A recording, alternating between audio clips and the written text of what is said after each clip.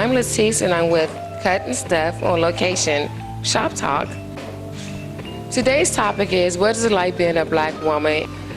It's what you make it, and with me, I've had hard times and I've had wonderful times. The hardest thing is being a single parent and taking care of 5 children on your own with bare minimum assistance from the father. I have 3 absent fathers with 5 children. Saying that is, I love children. Children are great, but being a single parent is very hard work. It's also hard being in the workplace with being a single mom. You have to take off work when they're sick. You know, all the burdens is on you more so than the father. The mother makes more sacrifices than the father does because the father isn't there. Then when you want the father to be there, sometimes he's there, sometimes he's not. And he say things like, well, you're putting a strain on my life. But what about our life? Well, we're going to get some information from a good friend of mine named Cleo. I just wonder what is it like for her because our situations are a little different. Okay? Cleo, what do you have to say? Or would you like to elaborate on it? Well, I'll say this. Being a single black woman in America could be difficult for some of us. As far as having education, as far as, I guess you can say for some, having issues such as not having proper parenting skills. You know, I'm a single mother as well. And with the help of my family, I pretty much my family and I did a pretty good job in raising my son. You know, they made it a little easier for me because actually I didn't have parenting skills, and who do it in the beginning? There's no book written on how to be a parent. You know, the experiences are different. You react to things different. You know, so it all depends on if you have a good network of people to help you with situations in raising children. You know, that's how I look at it. Okay. Well, it's a good thing that you did have help, being that you were a single mom. I don't know how old you were when you started, because you said you didn't have any parenting skills, and none of us do. But those skills do become natural, and children give you no choice but for those skills to become natural. And it's just a mother instinct that is given to us from God, which is very natural. And I give applause and I give hands and praises to the single moms that I hear, because we are struggling. It's not easy.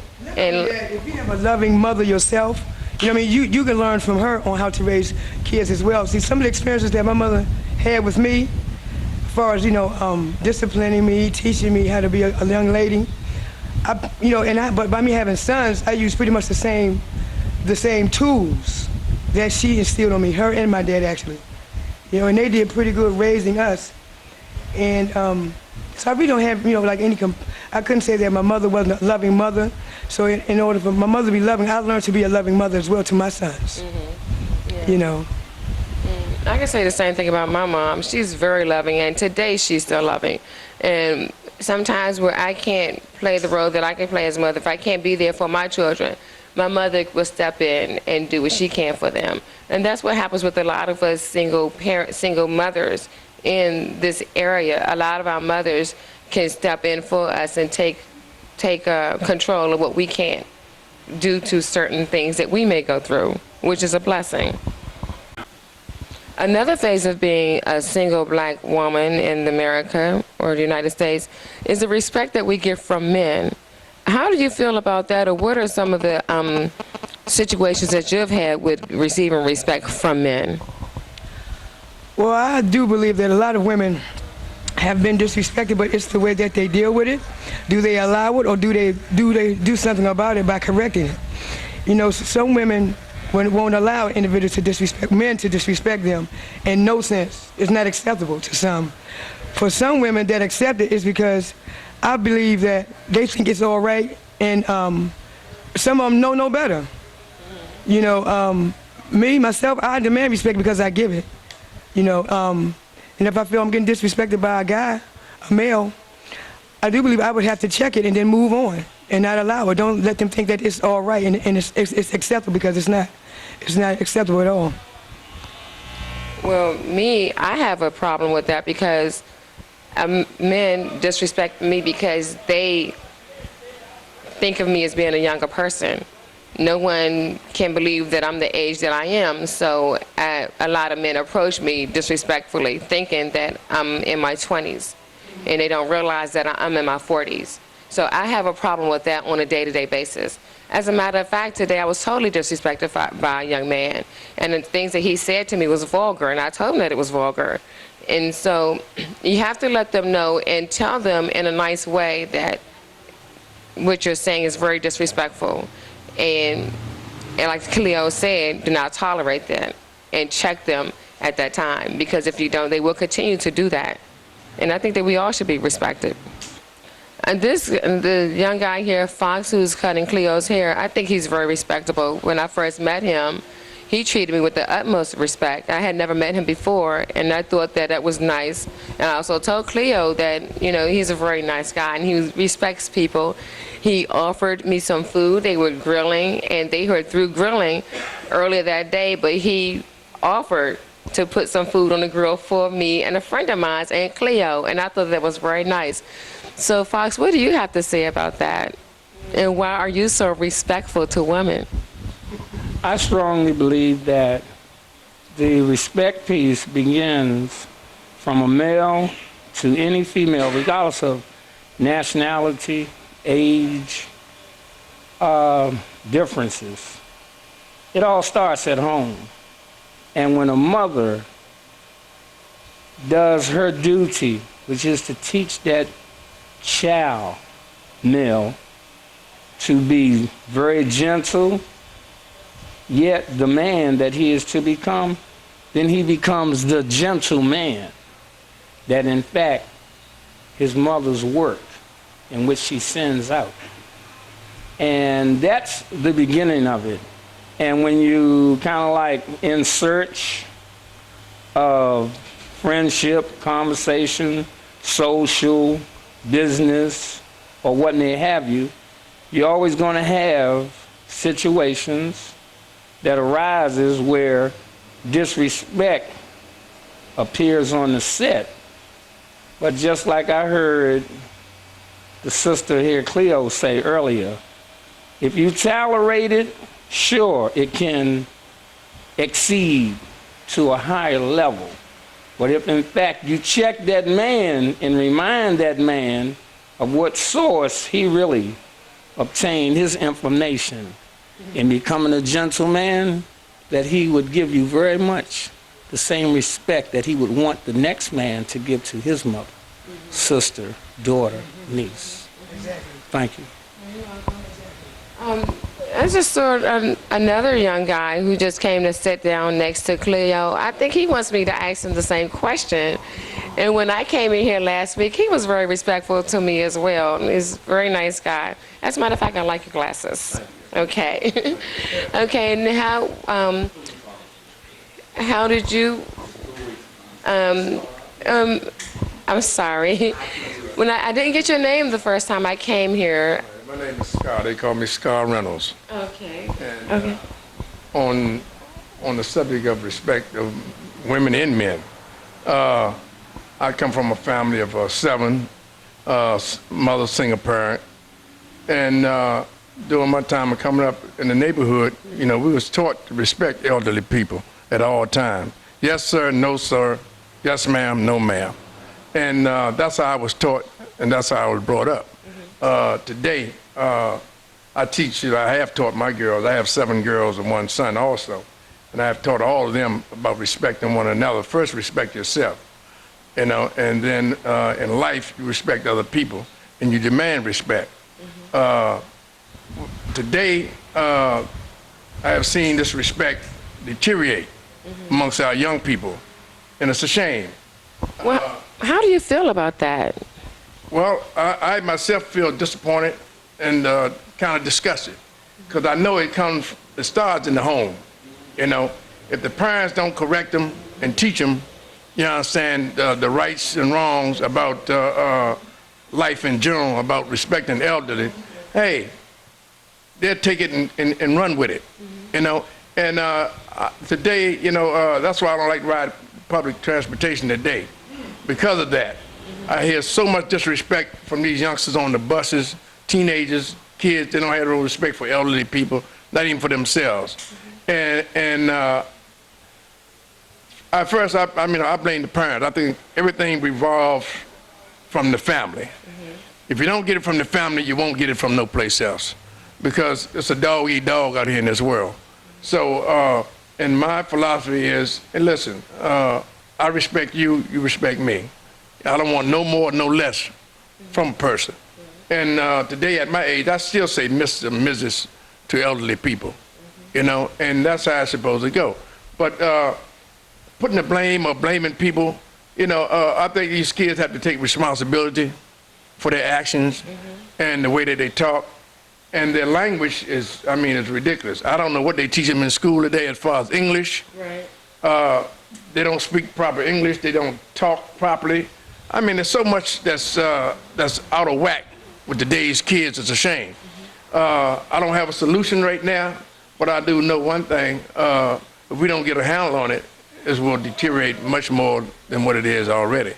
And so I just pray and hope that these kids can learn how to respect one another. You know, they're losing their lives so fast over foolish stuff. You know, respect. Back in my day, okay, we might step on somebody's shoes. We say we're sorry, you know, and that's forgotten. Step on somebody's shoes today, they want to go get a gun. They want to shoot you. I mean, it's frivolous stuff that these kids and these youngsters are losing their lives over, and it's ridiculous. So they got to learn how to, first of all, they got to learn how to respect themselves, number one.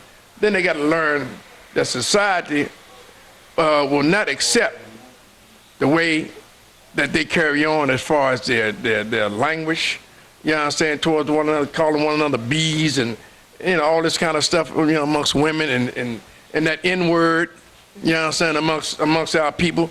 I'm so glad that they finally is coming around and they jumping on the bandwagon now to try to alleviate that word from people's mouths. I mean, yeah, it was a thing amongst ourselves, our people. But, you know, over a period of time, other cultures hear this and they take that as a way of life for us. But they don't know that that's, you know, that's amongst our kind, you know. It's all right, but when you say it amongst other people and other nationalities, they take it, you know what I'm saying, and then they go and use it against us. And that's what has transpired over the years here lately in regards to that. So I'm glad to see that you have some groups out there that's jumping on that in regards to the negativity of using that word and using that B word amongst our females and the hip hop revolution with all this crap on it. It's ridiculous, you know. So anyhow, I'll just close with, hey, if you want respect, you got to give it, and it all starts at the house. Well, I can recall back in the day when hip hop or rap used to be about, you know, encouraging words on life, you know, how to survive. Like Curtis Mayfield made songs like Keep On Pushing and things like that. And now the rap songs that they're making today are just about materialistic things.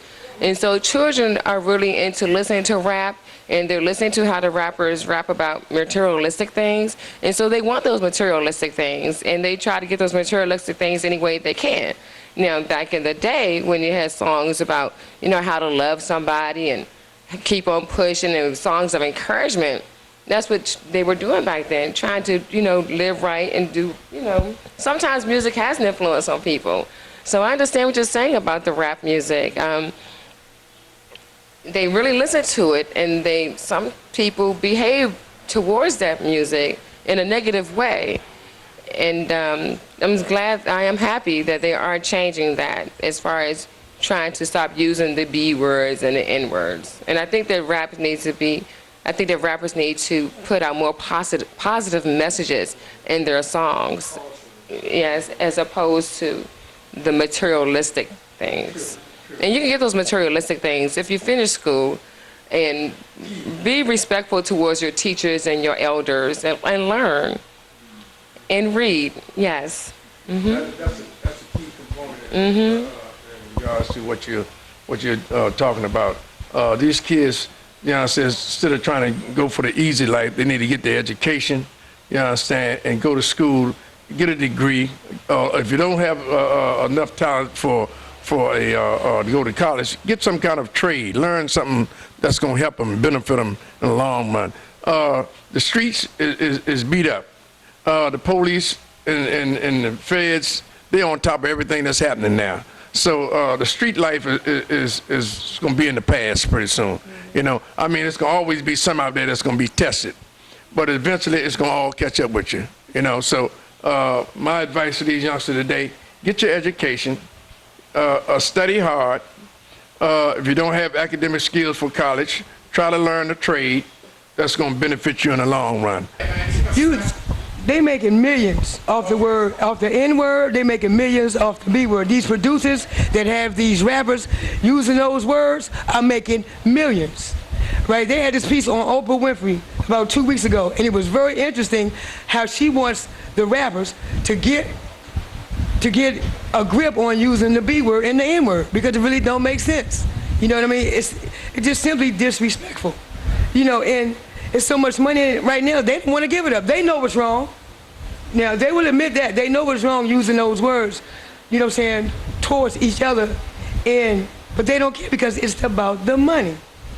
It's the money. They make millions off that B-word and off that N-word. And it truly disgusts me because these youngins think it's cool. They think, you know what I'm saying, that's how it should be, and it's not. They know no different. They know no better. Actually, they can learn better. They just don't want to because they think that's being cool. That's being part of the urban world. That's not urban. There's nothing urban about that. Well, I wanted to touch back on what he was saying about children going to school and getting a degree. Me, I'm a product of I'm a high school graduate. I had children early on, and instead of me finishing college, I proceeded to have children and work. I didn't get my college degree. And by that happening, I have been looked over a lot of promotions.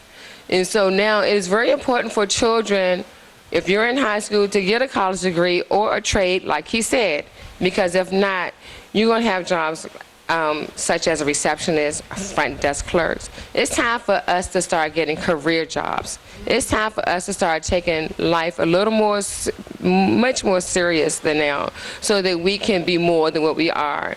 And if you really look around in the working environment, the professional environment, it reminds me, I wasn't a slave, but if you look at it, most clerical positions are black people, and most people in higher positions are white people. We're still working for them, and we're still working under them. And it's really hard for us to advance without a college degree. And I'm going back to school because I want a college degree, because I had a job for 4 years, and everyone who came in there after me had a college degree, and they all got promoted over me. And I think it's very important to get a college degree. And that's another aspect of being a single black woman, you know, in the United States, not finishing school, having children, taking care of your family and being there for them, as opposed to not having children at an early age. Get your college degree and get a career or a trade. In reference of the importance of education for both male and female, youngins, young adolescents, elders, it was taught to me from a family tree of a grandmother. She's right now 105 years old. Wow. She's been teaching certified. She was certified at 11 and teaching begun at 11 in Durham, North Carolina. In that era and time, male or female, this race, our race of people, the penalty was death just for learning how to read. She shared with me one day, if it's worth dying about, it must be well worth sharing and teaching someone. So her girlfriends and neighbors reported to the school, "Oh Lord, she can read excellent, she's all." Whoa. And this is how she was even introduced. to the school board itself. She didn't only attend school there, grade school, junior high school, and college was all in the same building. Oh, really? Yes, believe it or not, she graduated from college. That's my grandmother. So I'm just saying, when you speak of how important education is, pardon me there, they use a term today about retirement plan, and it's no such thing in this woman's vocabulary, nor less her children's children. You have to honestly hold fast to what you have and hold it dear and respect the source in which it comes from. Because by far, women outlive men. By far. So you must learn to respect that peace. And out of all of that, I'm just saying, respect yourself. I would like to know what is it that we can do to try to teach children how to learn respect, to be respected, give respect. I would like to know, Cleo, do you have anything to say on that? Well, since a lot of black families don't have proper parents teaching them and raising them because they learn, for the kids that's learning in the streets, I do believe that's why we need more mentors in their life. You know, when I was coming up, you know, if I'd done something and the neighbor knew of it, you know, I got a remedy for that. You know what I'm saying? Not only did she punish me, but my parents as well. You know what I'm saying? So we need like more mentors. Like in these recreations, these boys and girl clubs, I don't think they teach a lot of respect in there. See, what they do, they play sports, play cars, shoot pool. You know what I mean? They need to hold a class on respect in one another, respecting self. Those things aren't taught in these school recreations. You know what I mean? They don't do that. And I think if they did have that, we might have a better luck on having these kids respect us as people, or respect themselves, number one. You know what I mean? If you don't have no self-respect, and I am a firm believer in this, if you have no respect for self, you definitely would never have respect for nobody else, no matter what the situation is. That's just my opinion. Yeah. Well, I think respect, it has to be taught from the home, from your teachers, and even with church. A lot of children, well, parents don't take the children to church anymore, or they're just sitting in Sunday school while they do whatever they do at home or whatever. But respect is a learned thing. It has to be it has to be taught to you, and you have to take it and run with it. And respect goes a long way. If you respect people, you will be respected. Also, I think that respect should be taught in school by the teachers, because a lot of times the children are at home and their parents have fussed at them or hollering at them, and then they go to school and they do the same things to their children, to their friends, because that's what they see at home. But then the teacher should be able to jump on that and they teach the child. That's not what you're supposed to do. You're supposed to respect this person, don't call this person that name, or don't do that, or don't do this. But sometimes teachers let children bicker with each other, fight each other, so that some children can learn how to stand up for themselves. Because back in my day, coming up and over in Southeast, over there in Barry Farm, my next door neighbors used to chastise us, you know. My mother, who's passed now, God bless her, she worked at night, and was at that time was 4 of us, and the neighbors knew when my mother would come home, so they would keep an eye out for us. They knew what time we were supposed to be in the house, and if we wasn't there, then the neighbors would make sure that we were in the house, you know. So, but you don't have that today. You know, these kids, they run rapid around here, and that's how come you got so many youngsters losing their lives, because their parents don't know where they're at. They're not on top of on what they're doing. in school or in the house, you know. And I think it all stemmed from lack of men being in the family too. I think that has a great plays a great role in a lot of these kids coming up the way they come up. There's no real men in the household, you know, to see to it that these kids you know, stay on the right track, and they get lost. Listen, and I mean it's a sad thing today. I say about in this city alone, close to 85% of the men, young men, either they dead or either incarcerated, you know, and so and I contributed that to lack of education, lack of jobs, nothing to do. You know, I mean, they just roaming street, and if they don't have nothing to do, they're gonna get into trouble, plain and simple. But they're gonna pay a price, and the price is death or either in the penitentiary. So my thing is, hey, again, get your education, try to follow your parents in regards to what they tell you to do, and if you're not academically smart enough to go to college, hey, go to a trade school, but do something. Don't let the street gather you up. You know, because you can't win. There's no win for it. Like I say, it's what they say when you're in recovery, jails, institutions, and death. Yes. That's what it is. The men who work in this barbershop, it seems like barbers are very wise people. And this stems back to the respect piece, what we were talking about earlier. There's different, it's such a broad subject. We could talk about it in so many different ways forever, because respect is so big as far as children, mothers, fathers, grandparents, people that you don't know, people that you see on the streets every day. It's just say hi to somebody sometimes. That's being respectful. Sometimes a man can open the door for a young lady. That's being respectful.